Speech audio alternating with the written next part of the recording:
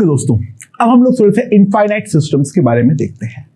ठीक है, क्या है मेरे पास यहां पर, ध्यान दो, यहां पर हमारे पास क्या है, दो पॉइंट्स है ए और बी। हमारा इस तरीके से जो इनफाइनाइट लैडर है वो चलते जा रहा है, C1 C2 C1 C2 C1 C2 dot dot dot dot dot, इस तरीके से अगर हमारा चलते जा रहा है अप टू इंफिनिटी, तो सवाल ये है हमारा ए और बी के बीच में इक्विवेलेंट कैपेसिटेंस कितना होगा। तो इन प्रोफाइल के क्वेश्चंस को सॉल्व करने का एक स्टैंडर्ड तरीका होता है, उस बात को सबसे पहले हम समझे। ध्यान दो, यहां पर हमारे पास मान लो मैं दो पॉइंट ले लेता हूं x और यहां पर दूसरा पॉइंट में ले लेता हूं y। ठीक है, और मैं अब यहां पर a और b को भूल जाते हुए x और y के रेस्पेक्ट में जो हमारा सर्किट है उसको हम ड्रॉ करें एक बार। यानी यहां पर हमारा x है और यहां पर हमारा y है, तो x और y के बीच में जो सर्किट आएगा उसके बारे में अगर हम देखते हैं तो ध्यान देना, यहां पर है C1, यहां पर है C2, यहां पर फिर से है C1, यहां पर है C2। ठीक है, एंड यहां पर फिर से है C1, यहां पर है C2, और इस तरीके से हमारा चलते जा रहा है up to infinity, up to infinity. So try to realize circuit between A and B and X and Y are exactly identical।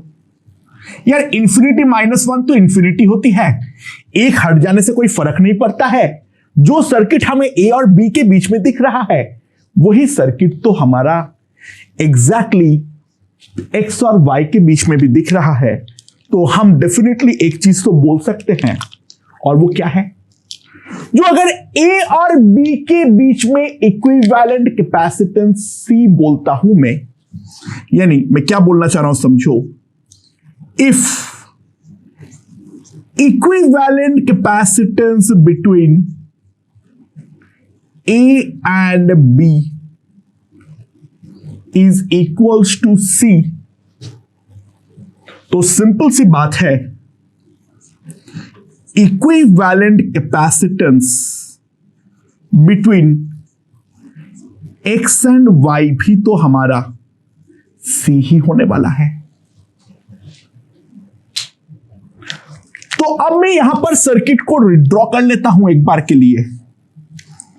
यहां पर है मेरा पॉइंट A, यहां पर मेरे पास C1 है और यहां पर मेरे पास C2 है, और यहां पर है मेरा पॉइंट B, और यहां से दो पॉइंट निकल रहा है X और Y।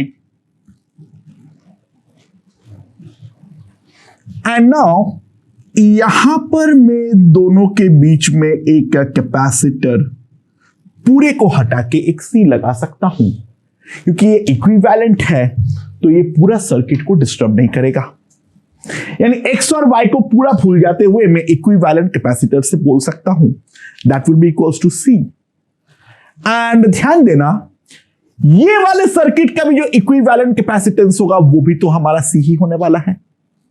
Now C2 and C are in parallel, और वो जो है वो C1 के साथ हमारा सीरीज पर है, तो ऑब्वियस सी बात है मैं लिख सकता हूं जो 1/C will be 1/C1 C2 plus C। So मेरे पास क्या आ जाएगा, C1 C2 plus C C1 will be equals to C into C plus C1 plus C2। ये हमारे पास आ जाएगा। यानी what I have is C square plus C C1 plus C C2 will be equals to C1 C2 plus C C1। Right. तो यहां पर C1 जो है वो दोनों तरफ से काट दो।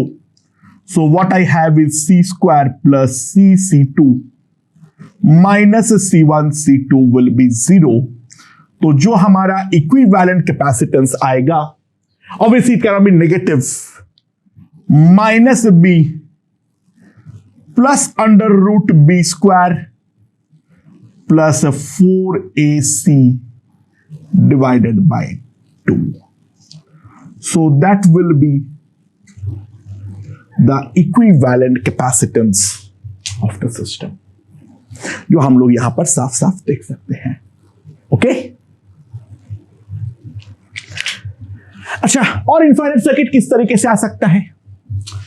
कुछ तो बहुत सिंपल भी हो सकता है। लेट्स सी, हमारे पास यहां पर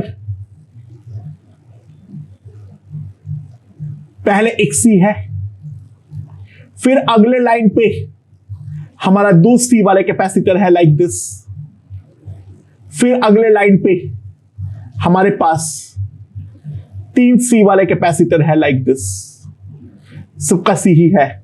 फिर अगले लाइन पे हमारा 4 ऐसे C वाले हैं, एंड इस तरीके से चलते चलते हमारा इंफिनिटी है। ये वाला है पॉइंट A, ये वाला है पॉइंट B। हमें इक्विवेलेंट कैपेसिटेंस निकालना है between point A and B। किस तरीके से निकालेंगे? ध्यान दो, ये वाला जो सर्किट है, इस सर्किट को मैं कैसे बना सकता हूं? फर्स्ट वाले लाइन पे हमारा C होगा, राइट। अगले वाले लाइन पे यहां पर C/2 होगा, क्योंकि C सीरीज में है। उसके अगले वाले लाइन पे यहां पर क्या जाएगा? C/4, so on and so forth। और ये सारे के सारे तो हमारा पैरेलल पे होगा। तो जो हमारा C इक्विवेलेंट आएगा, that will B C plus C/2 plus C/4, C/8, so on and so forth। Now ये हमारा एक इनफाइनाइट GP बन रहा है, तो that will B C into 1 plus half plus 1/4 plus 1/8। And यहां पर जो है फर्स्ट टर्म 1 है, कॉमन रेशियो जो है वो हमारा है 2, सॉरी हाफ है।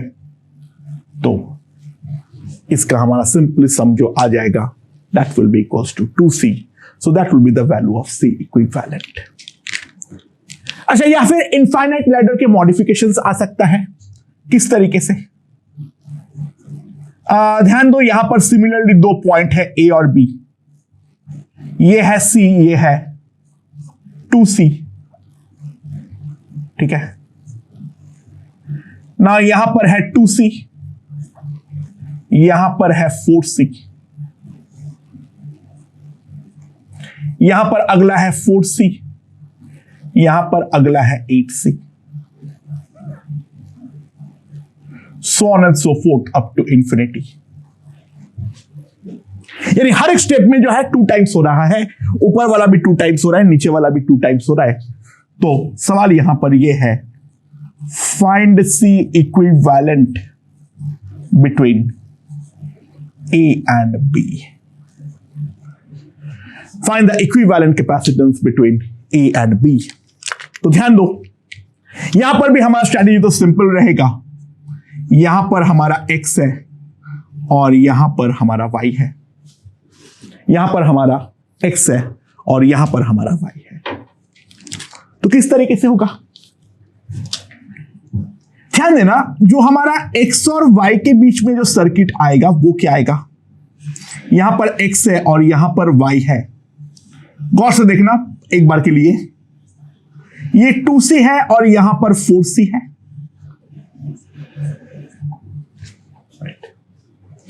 फिर यहां पर जो है अगले स्टेप में हमें दिखेगा 4C, यहां पर जो है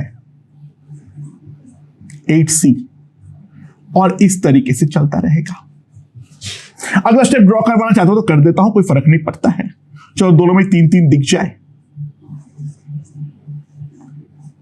यहां पर है 16C। अच्छा, लॉजिकली एक बात बताओ, अगर मैं कोई भी सर्किट का ओरिएंटेशन को बिना डिस्टर्ब करे सारे कैपेसिटेंस को 2 टाइम्स कर दूंगा, तो मेरे ख्याल से ओवरऑल जो हमारा इक्विवेलेंट कैपेसिटेंस होगा वो भी हमारा 2 टाइम्स हो जाएगा।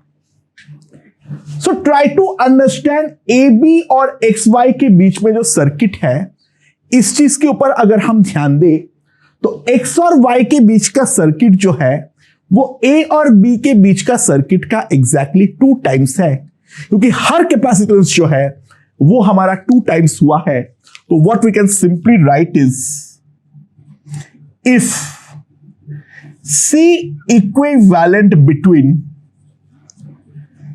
A एंड B, इसको अगर मैं C नॉट बोलता हूं, that implies C equivalent between X and Y, that must be equals to 2C naught. अगर मैं सारे के सारे को 2 टाइम्स कर रहा हूं तो ऑब्वियस सी बात है ये भी तो हमारा 2 टाइम्स ही होने वाला है। यानी हमारे पास जो इक्विवेलेंट सर्किट बनेगा, यहां पर है हमारा A, यहां पर है हमारा C, यहां पर है हमारा 2C, this is the point B, यहां पर है हमारा X, यहां पर है हमारा Y, और अब मैं दोनों के बीच में जो है कनेक्ट कर दे रहा हूं 2C नॉट, क्योंकि वही तो हमारा इक्विवेलेंट कैपेसिटेंस है। अब ये दोनों पैरेलल है, उसके साथ C सीरीज में है, और इसका जो इक्विवेलेंट कैपेसिटेंस है वो हमारे पास क्या आना चाहिए, हमारे पास आना चाहिए 1 बाई मतलब C नॉट आना चाहिए। तो 1 by C naught will be equals to 1 by C 1 by 2C plus 2C naught, and that can be written as C 2C plus 2C naught, और ऊपर जो मेरे पास आ जाएगा that will be 3C plus 2C naught। तो हमारे पास क्या आ जाएगा, 2C square plus 2C C naught will be equals to 3C C naught plus 2C naught square।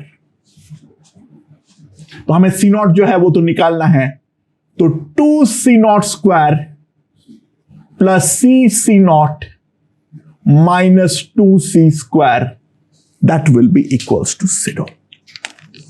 तो मेरे पास C naught का जो वैल्यू आ जाएगा वो कितना आ जाएगा, it can not be negative, तो minus C plus under root B square plus 4AC, minus 4AC overall plus हो जाएगा 16C स्क्वायर डिवाइडेड बाई 4, तो that will be root 17 minus 1 by 4 into C। So that is the C equivalent between A and B। Okay okay दोस्तों, तो यहां पर देखते हैं ये हमारा सर्किट है, B जो है वो मेरा इंफिनिटी पे है, तो सवाल ये है जो find the C equivalent between A and B। अच्छा, ऑब्वियस सी बात है, हम सर्किट में ऊपर और नीचे क्योंकि सिमेट्री है, तो ट्राई टू रियलाइज अगर मेरा ये वाले पॉइंट का पोटेंशियल को मैं V1 क्लेम करता हूं, तो मेरा नीचे वाला पॉइंट का भी पोटेंशियल V1 ही हो जाएगा, क्योंकि ऊपर और नीचे तो सिमेट्री है, किसी भी प्रकार का डिफरेंस जो है वो हमारा नहीं होने वाला है। तो ऑब्वियस सी बात है ये वाला कैपेसिटर तो चला जाएगा। सिमिलरली अगर ये वाले पॉइंट का है V2, ये वाले पॉइंट का भी होगा V2, ये भी चला जाएगा।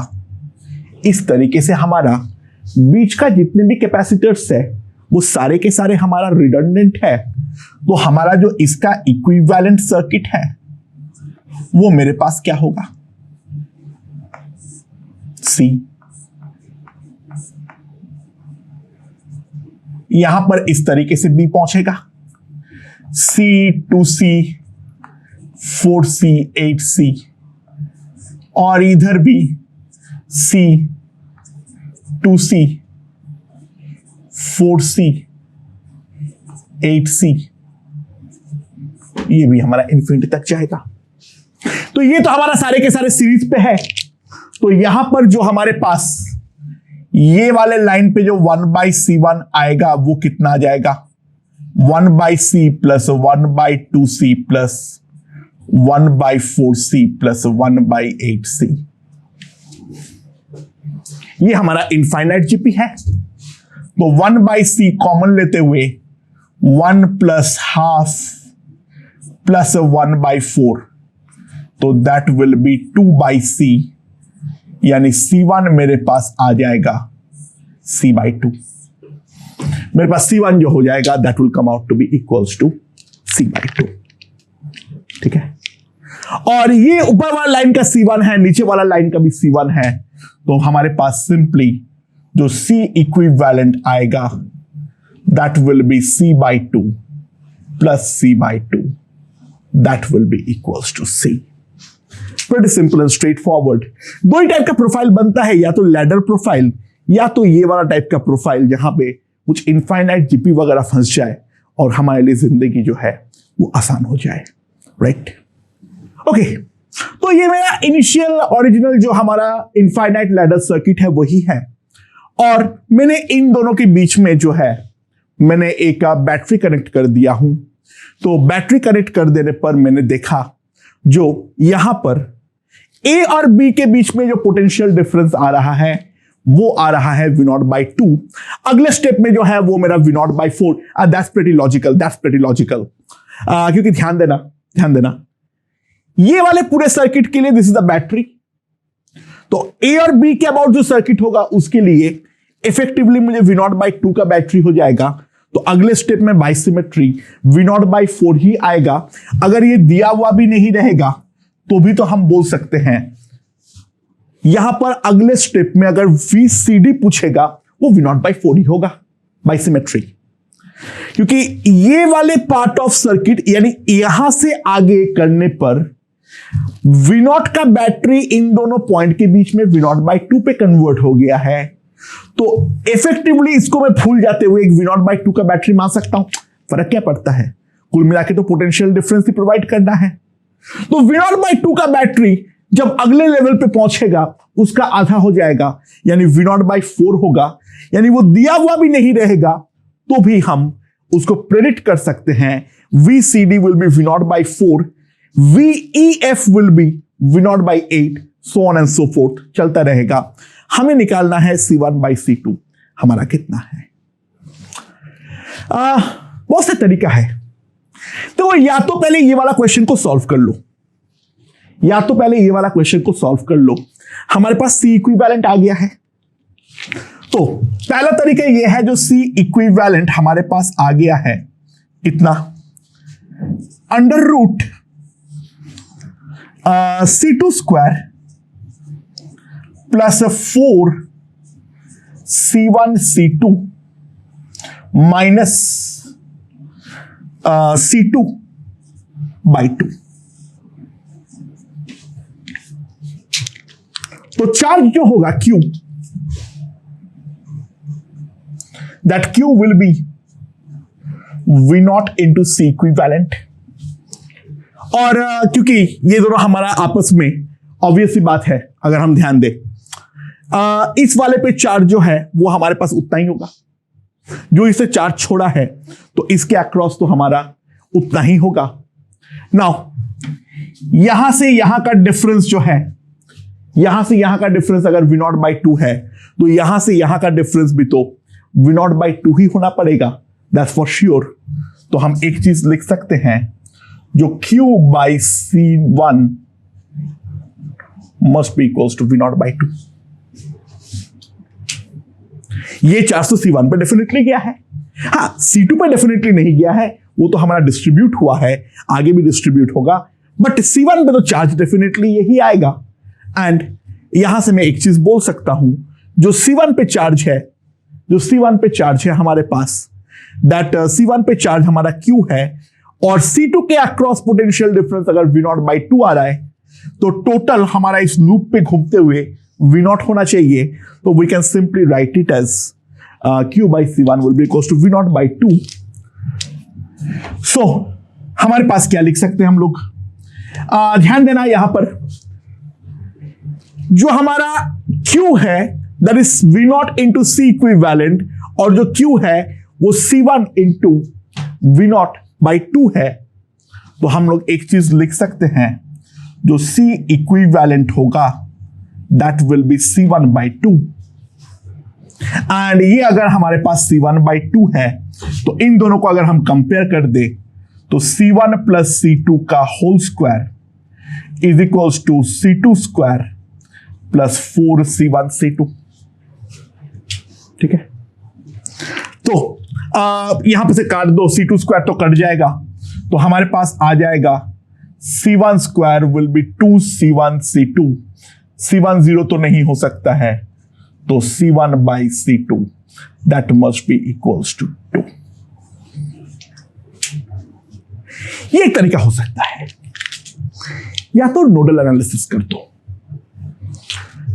ध्यान दो, ये वाला पॉइंट का पोटेंशियल 0 है तो ये वाला पॉइंट का पोटेंशियल V0 है, ये वाला पॉइंट का पोटेंशियल V0/2 है एंड ये वाले का वापस 0 है और उसको तो हमने पहले ही आर्गुमेंट दे चुके हैं कि ये हमारा एग्जैक्टली आधा होगा यानी V0/4 होगा। और ये वाले पॉइंट पे नोडल एनालिसिस पे आ जाओ। ठीक है, दोनों तरीका ठीक है। हाँ, बस ये वाले तरीके में पहले तुम्हें इक्विवेलेंट कैपेसिटेंस के लिए सॉल्व करना है, इट डजंट मैटर।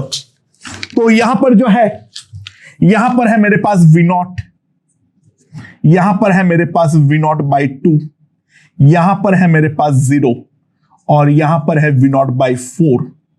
तो plus minus plus minus plus minus. So what you can see is ये वाले नोड पे जितना चार्ज आएगा उतना ही चार्ज तो जाएगा। तो ये वाले का V0/2 है, ये वाला प्लेट नेगेटिव है तो यहां से चार्ज आ रहा है और वो चार्ज यहां पर दोनों में डिस्ट्रीब्यूट हो रहा है। अच्छा, तो यहां पर से चार्ज कितना आएगा,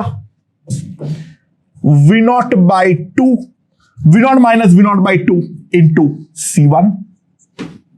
अच्छा, यहां से कितना चार्ज चला जाएगा, V0/2 माइनस V0/4 यानी V0/4 इंटू C2 और सॉरी C1 और यहां से यहां वापस आ रहा है तो V0/2 इंटू C2। तो हमारे पास आ जाएगा V0/4 into C1 that will be equals to V0/2 into C2। V0 gone तो C1/C2 will be simply equals to 2। C1/C2 जो आएगा वो सिंपली हमारा 2 आएगा। अच्छा देखो, इंडिपेंडेंट मेथड में ये वाला बेटर है, बट यहां पर पहले अपने आप को रियलाइज करवाना पड़ेगा क्योंकि वहां पे V0/4 दिया हुआ नहीं रहेगा एग्जाम नॉर्मली। ठीक है ना, तो वो हमें दिया हुआ नहीं रहेगा तो हमें पहले V0/4 जो है वो इंडिपेंडेंटली निकालना पड़ेगा एंड फिर जो है नोडल एनालिसिस बेटर है क्योंकि ये वाले कैलकुलेशन जो है वो थोड़ा सा लंबा पड़ता है, ऐसे फर्क नहीं पड़ता है। दोनों मेथड इक्वली गुड है, मैं ये नहीं बोल रहा हूं ये अच्छा है और ये खराब है, बट मोटे मोटे तौर पे ये दोनों मेथड में से I personally will prefer this method and यहां से मैं C1/C2 जो है वो मेरा 2 आ जाएगा। राइट, ओके दोस्तों, तो इनफाइनाइट सिस्टम के रिगार्डिंग लास्ट क्वेश्चन। ये हमारे पास एक इनफाइनाइट ग्रिड है, ठीक है। इस तरीके का स्क्वायर्स जो है, ये स्क्वायर मेरा बार बार रिपीट हो रहा है, यानी ध्यान देना क्या है, यहां पर एक स्क्वायर है, यहां पर भी अगला स्क्वायर मेरा इस तरीके से बना हुआ है, यहां पर भी मेरा अगला स्क्वायर इस तरीके से बना हुआ है, यहां पर भी अगला स्क्वायर बना हुआ है। ठीक है, इस तरीके से चलता जा रहा है। ये हमारा एक इनफाइनाइट ग्रिड टाइप का सिचुएशन है। तो अब अगर मैं कोई भी दो एडजेसेंट एंड लेता हूं, ठीक है, ए और बी, तो ए और बी के बीच में इक्विवेलेंट कैपेसिटेंस कितना होगा वो हमें निकालना है। एंड ध्यान देना क्या है, जितने भी कैपेसिटर है वो सारे आइडेंटिकल है और उनके कैपेसिटेंस जो है वो है हमारा सी। नाउ ये वाले क्वेश्चंस को सॉल्व करने का एक स्पेशल टेक्निक होता है, that is called the method of push and pull. That is the method of push and pull. क्या है, देखो एक बात तो निश्चित है, जो ए और बी के अक्रॉस मान लो मैंने एक बैटरी लगा दिया ऑफ वोल्टेज V0, और ये लगाने पर मान लो यहां पर जो है, यहां पर हमारा Q अमाउंट ऑफ चार्ज जा रहा है, तो यहां से हमारा Q अमाउंट ऑफ चार्ज वापस आएगा। एंड C इक्विवेलेंट का वैल्यू कोई पूछेगा, that will be simply equals to Q by V0। ये बात तो निश्चित है, ठीक है। अब भूल जाओ बाकी सब कुछ। Through node A Q0 charge is entering. Q0 charge जो है वो हमारा अंदर एंटर कर रहा है, सॉरी Q। अभी भूल जाओ जो बी है बी, अभी सिर्फ ए का एनालिसिस करो। तो ए पॉइंट के साथ अगर हम ध्यान दें तो हमारा चार्ज जो है वो कैपेसिटर कनेक्टेड है। This is the point A. तो यहां से अगर Q चार्ज अंदर एंटर करेगा, क्योंकि हर डायरेक्शन में सिमेट्री है। अभी बी के बारे में कंप्लीटली भूल जाओ, ए के बारे में ध्यान दो। तो ए के बारे में ध्यान देते हुए सिंपल सी बात है, जो हमारा चार्ज एंटर करेगा वो चार्ज हमारा 4 इक्वल पार्ट में डिस्ट्रीब्यूट होगा, यानी हर एक डायरेक्शन में मेरा Q/4 अमाउंट ऑफ चार्ज जो है वो हमारा चला जाएगा। यहां पर अभी बी है लेकिन उस पर भी ध्यान मत दो। तो ये वाले जो ए और बी के बीच का कैपेसिटर है, इस वाले प्लेट पे चार्ज आ गया है plus Q/4 minus Q/4। This is due to push. मैंने पुश और पुल को अलग अलग टाइम पे सोच रहा हूं। ऐसा ऑब्वियस सी बात है, कोई फर्क नहीं पड़ता है, सुपर इंपोजिशन में लगा सकता हूं। मैं साइमल्टेनियसली दोनों का पुश एंड पुल देखूं, या पहले पुश देख लूं और फिर पुल करूं, दोनों बात से कोई फर्क जो है वो तो हमारा नहीं पड़ता है, राइट। तो ड्यू टू पुश, ये वाले जो कैपेसिटर है, the capacitor in the question, यहां पर लेफ्ट वाले प्लेट पे चार्ज आ गया है प्लस Q/4, राइट वाले प्लेट पे चार्ज आ गया है माइनस Q/4। नाउ अगला जो है through node B, Q charge is exiting. Q charge जो है वो हमारा बाहर आ रहा है। तो बाकी सबको भूल जाते हैं। बी पे अगर Q चार्ज मेरा यहां से बाहर आ रहा है तो मैं केवल बी पॉइंट को ड्रॉ कर रहा हूं। तो बी पर भी तो सिमेट्रिकली 4 कैपेसिटर है, लाइक दिस। बी से अगर सिस्टम से मेरा नेट Q चार्ज हमारा एग्जिट कर रहा है, this is the point B, तो यहां से भी Q/4 आएगा, यहां से भी सॉरी उल्टा, यहां से भी Q/4 आएगा, यहां से भी Q/4 आएगा, यहां से भी Q/4 आएगा। This is the junction A. तो यहां पर मेरे पास हो गया है plus Q by 4 minus Q by 4 due to pull. Push के चलते वो चार्ज डिस्ट्रीब्यूशन था, पुल के चलते हमारा ये चार्ज डिस्ट्रीब्यूशन है। तो ऑब्वियस सी बात है, ड्यू टू बोथ अगर हम कंसीडर करें यहां पर, ड्यू टू बोथ अगर हम कंसीडर करें यहां पर, तो इन दैट केस यहां पर है ए और यहां पर है बी, बाकी सबको भूल जाओ। पुश क्रिएट करना चाह रहा है plus Q by 4 minus Q by 4, pull create करना चाह रहा है plus Q by 4 minus Q by 4। तो इफेक्टिवली जो चार्ज आ जाएगा मेरे पास plus Q by 2 minus Q by 2। ऐसे भी सोच सकते हो, ड्यूरिंग द पुश यहां से जो ए बी ब्रांच पे जो चार्ज फ्लो किया है टुवर्ड्स राइट क्यू बाई 4 किया है, और during the pull A B line पे जो चार्ज फ्लो किया है वो भी हमारा क्यू बाई 4 किया है। तो पुश पुल जब मैं साइमल्टेनियसली करूंगा तो नेट उस लाइन पे जो चार्ज फ्लो करेगा वो हमारा क्यू बाई 2 होगा, और वही चार्ज तो हमारा ये वाला कैपेसिटर ऑफ कैपेसिटेंस सी में अपीयर करेगा। यहां पर इस पॉइंट पे आके मैं डेफिनेटली लिख सकता हूं जो वी ए बी होगा that will be equals to Q by 2c। Right, but obvious सी बात है ये तो हमारा वी नॉट ही है। ए और बी के बीच का पोटेंशियल डिफरेंस हमने बैटरी कनेक्ट कर दिए हैं, तो डेफिनेटली वो तो हमारा वी नॉट ही है। राइट, तो क्यू का वैल्यू हम क्या लिख सकते हैं? क्यू का वैल्यू हम क्या लिख सकते हैं? C equivalent into V naught divided by 2c, that will be equals to V naught. So V naught is gone. C equivalent will be simply equals to 2c. ये है हमारा A और B के बीच का equivalent capacitance. That is the concept of infinite grid. अच्छा, infinite grid में इन दोनों point के अलावा कोई भी और दो पॉइंट के बीच में निकालना बहुत ज्यादा मुश्किल है।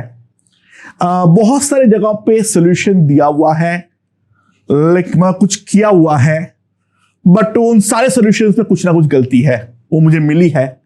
मुझे नहीं लगता है जो इन दोनों पॉइंट के अलावा और कोई पॉइंट के बीच में निकालना संभव भी है। ठीक है, तो हमें जो पूछा जाएगा, अगर इनफाइनाइट ग्रिड पूछ रहा है, इन्हीं दोनों पॉइंट के बीच में पूछा जाएगा, सिमेट्रिक सर्किट के बीच केस में ही पूछा जाएगा। एंड यहां पर सी इक्विवेलेंट जो आता है वो होता है 2c। तुम बोलोगे सर फिर तो एडवांस पूछेगा नहीं, मेन पूछ सकता है।